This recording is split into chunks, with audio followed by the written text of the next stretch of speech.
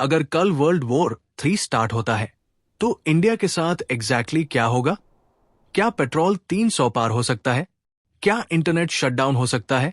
क्या इंडिया को चाइना और पाकिस्तान दोनों का प्रेशर फेस करना पड़ेगा? और सबसे इंपॉर्टेंट, क्या India actually world war 3 survive कर पाएगा? आज हम इसी रियलिटी को समझेंगे। दुनिया अभी एक डेंजरस फेज में एंटर कर चुकी है। रशिया यूक्रेन वॉर ऑलरेडी चल रहा है। चाइना ताइवान को लेकर एग्रेसिव होता जा रहा है। मिडिल ईस्ट टेंशंस कंटिन्यूअसली बढ़ रहे हैं और एक्सपर्ट्स बिलीव करते हैं कि अगर एक मेजर मिस्टेक हुई तो सिचुएशन डायरेक्टली ग्लोबल वॉर में कन्वर्ट हो सकती है। लेकिन इस प्योर सिनारियो में इंडिया की पोजीशन बहुत यूनिक है, क्योंकि इंडिया सिर्फ एक कंट्री नहीं बल्कि दुनिया की फास्टेस्ट ग्रोइंग मेजर पावर्स में से एक है। और इसी वजह से वर्ल्ड वॉर 3 इंडिया को इग्नोर नहीं करेगा। अगर वर्ल्ड वॉर 3 होता है तो इंडिया की सबसे पहली प्रॉब्लम मिलिट्री नहीं होगी। सबसे पहला अटैक होगा इकोनॉमी पर।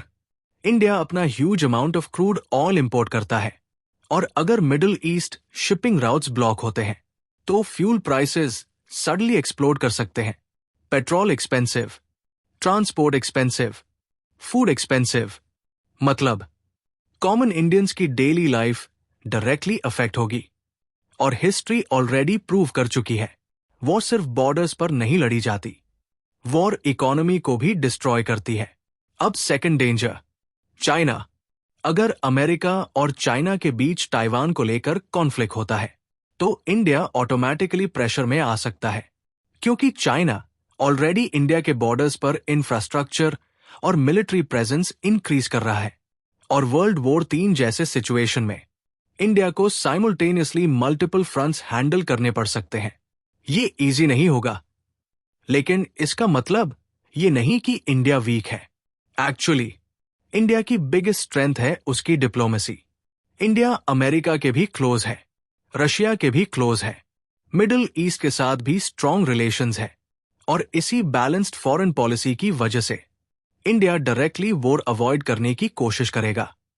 प्लस इंडिया के पास strong military, nuclear capability, massive population और स्ट्रैटेजिक जियोग्राफी ऑलरेडी एग्जिस्ट करती है, और ये फैक्टर्स इंडिया को कंप्लीटली वल्नरेबल नहीं बनाते।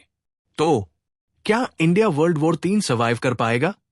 ऑनेस्टली, अगर ग्लोबल वॉर होता है तो कोई भी कंट्री कंप्लीटली सेफ नहीं होगी, लेकिन इंडिया के पास सर्वाइव करने के लिए रिसोर्सेज भी है, स्ट्रैटेजी भी और ग्लोबल इंपॉर्टेंस भी।